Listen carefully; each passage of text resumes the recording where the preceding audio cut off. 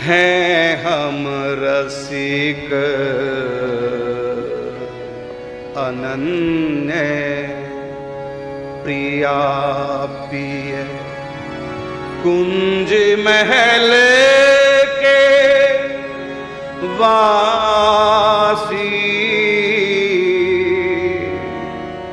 हैं हम रसिक अनन्य प्रिया पिय, मतलब युगल राधा कृष्ण के हम रसिक हैं, अनन्य अर्थात कुछ और नहीं कहीं माना, केवल इनमें।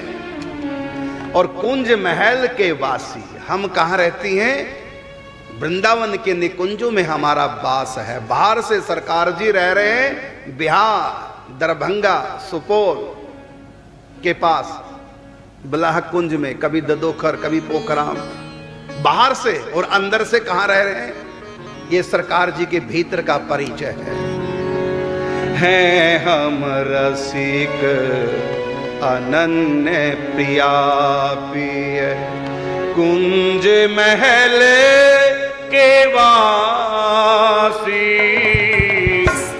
हैं हम रसिक अनन्य प्रिया पिय कुंज महल के वासी। हैं हम रसिक अनन्य प्रिया पिय।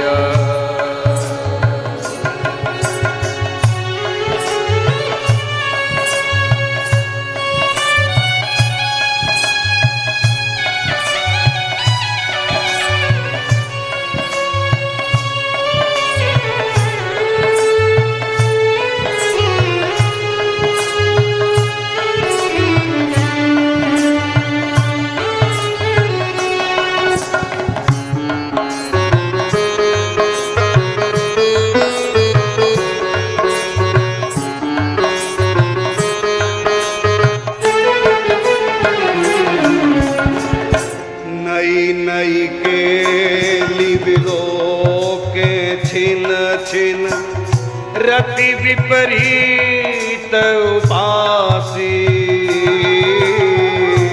नई नई के छिन छिन रति विपरीत उपासी। नई नई केली बिलो के छिन छिन रति विपरीत उपासी। नई नई केली बिलो के छिन छिन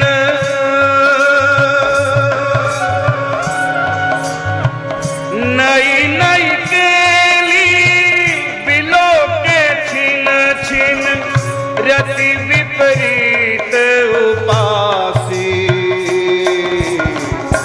हैं हम रसिक अनन्य प्रिया पिय कुंज महल के वासी। हैं हम रसिक अनन्य प्रिया पिय।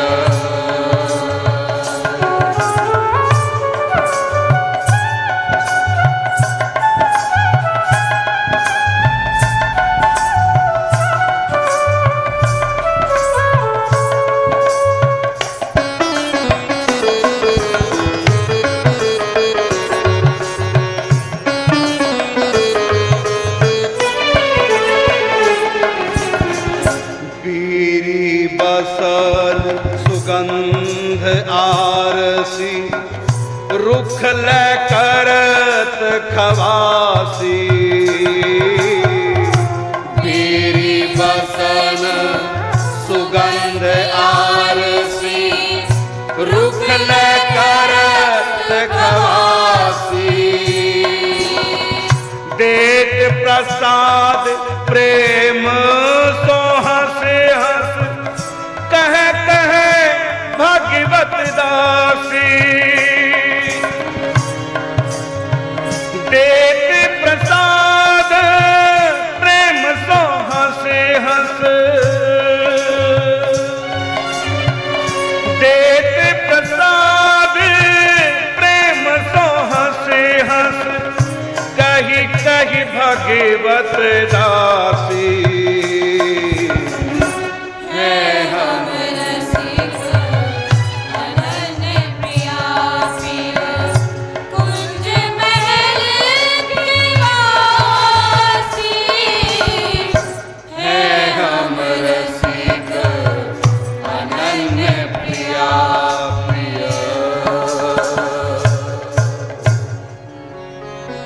नई नई केली दिलों के छिन छिन, प्रिया प्रीतम का नया नया प्रतिदिन उनकी क्रीड़ाएं, नई नई केलियां, किलोल, रास, बिहार, उत्सव। नई नई केली दिलों के छिन छिन, रति विपरीत उपासी। हमारी उपासना है रति विपरीत, विपरीत रति की।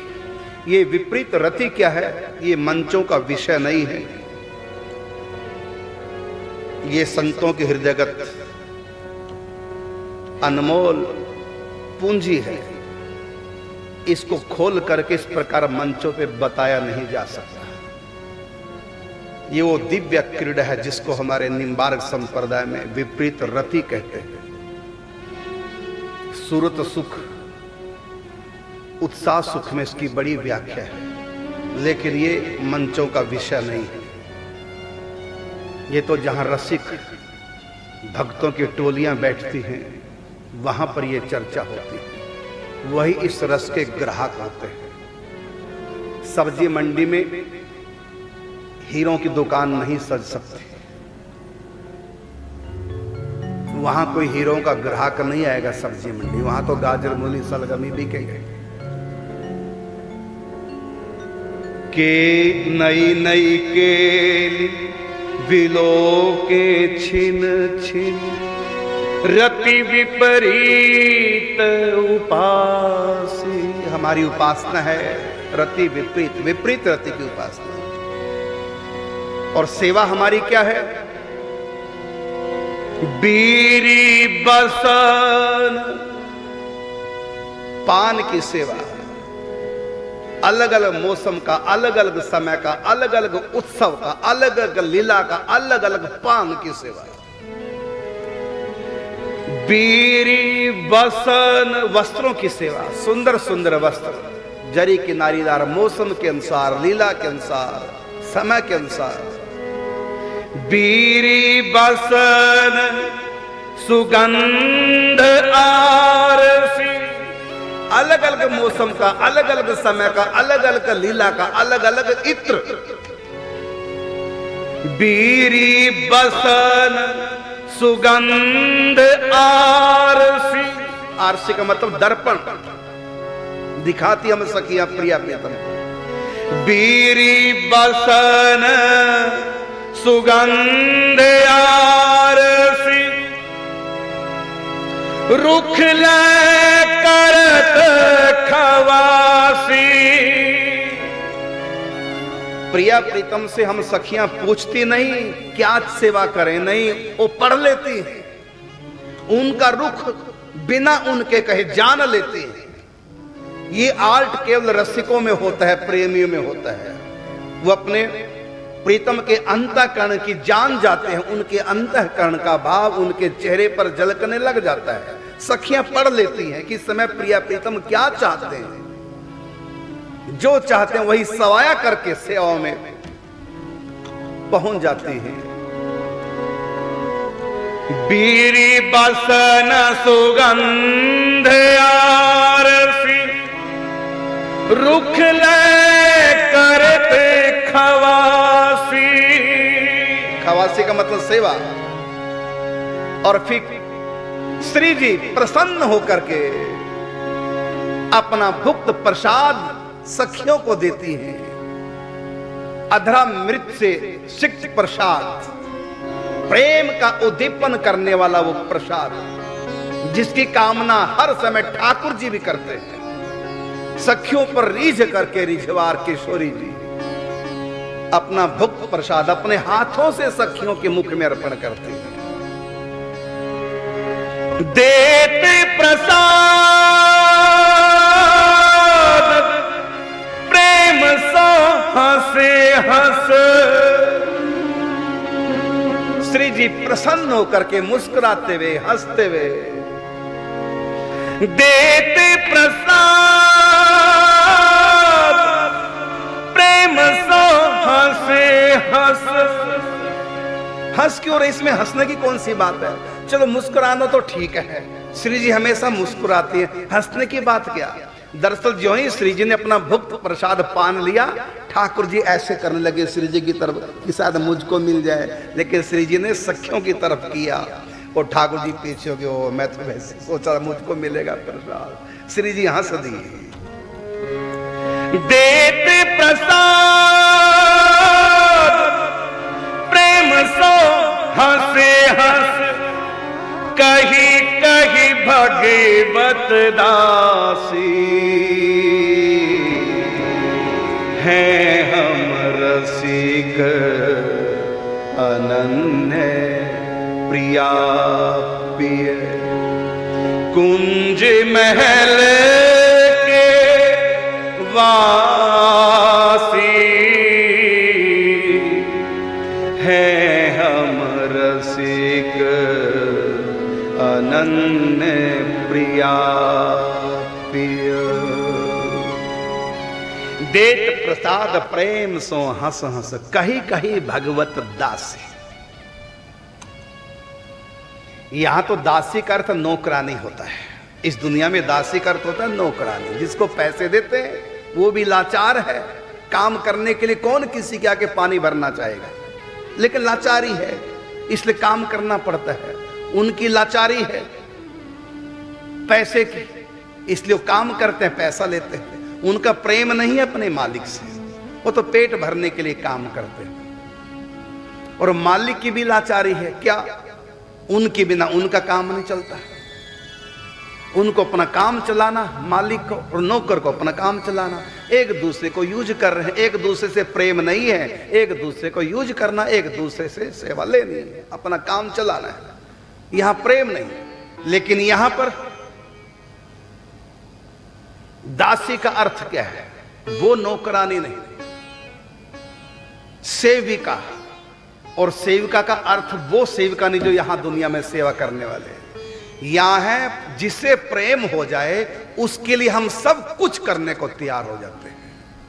उसके बदले में चाहते क्या है? कुछ भी नहीं। सेवा करने में ही इतना सुख मिलता है। अपने प्रेमी से, अपनी प्रियतमा से की सेवा करना। माँ अपने बच्चे की सेवा करती है, उसका फल थोड़ी कुछ चाहती है। माँ अपने बच्चे को हृदय से लगाकर दूध पिला रही है। माँ अपने छोटे से बच्चे पे हवा कर रही है। वो जो माँ सेवा कर रही है तो लगता तो है कि दासी की तरह सेवा कर रही है, काम तो दासी वाला कर रही है, लेकिन दासी नहीं है माँ। माँ दरअसल दासता नहीं कर रही है। माँ अपने बच्चे के प्रेम का, उसकी सेवा का सुख ले रही है।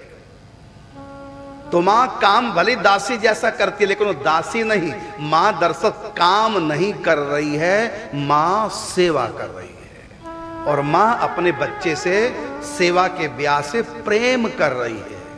उसे माँ को मिलता कुछ नहीं, माँ को एक सुख मिलता है, सेवा करने में आनंद मिलता है।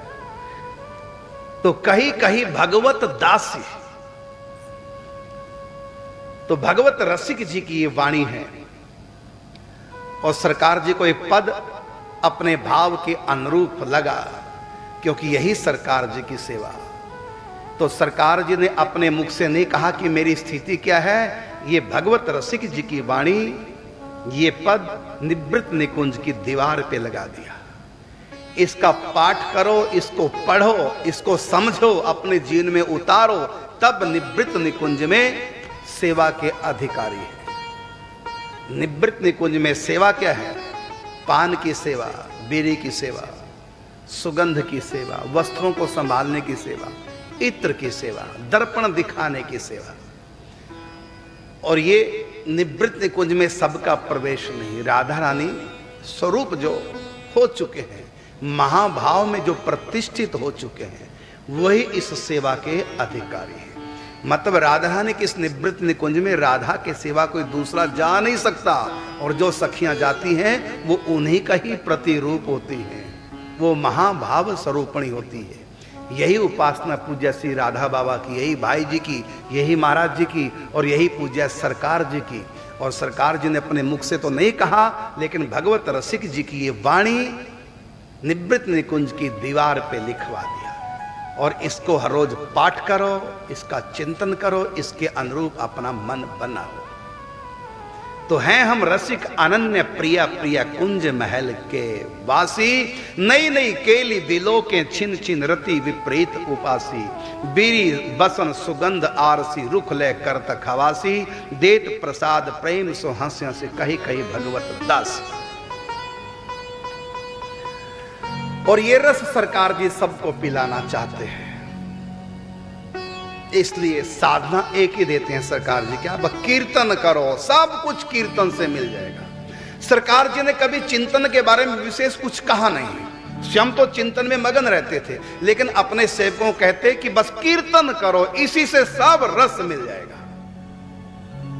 सब कुछ इसी से हो जाएगा। चिंतन करना थोड़ा सा कठिन पड़ता है, और चिंतन सात्विक व्यक्ति ही कर सकते हैं, रजोगुणी तमोगुणी नहीं कर सकते। लेकिन कीर्तन तो कोई भी कर सकता है, सबके लिए सुलभ है। लेकिन कीर्तन फिर हद कर दो, जब भी समय मिले गुनगुनाते रहो, गाते रहो। खेतों में जा रहे हैं, गाते गाते महामंत्र जाओ। फसल काट रहे हैं, महामंत्र गाते गाते। माताएं रसोई बना रही हैं, गुनगुनाते हुए रसोई बनाओ। झाड़ू लगा रही हैं, गाय भैंस, क्योंकि गांव का मोल था वहां, तो गाय भैंसों को चारा डाल रही है माताएं, दूध निकाल रही हैं, सब कहते हैं गुनगुनाते हुए, धुन चलती रहे महामंत्र की। इसी से सब काम बनेगा।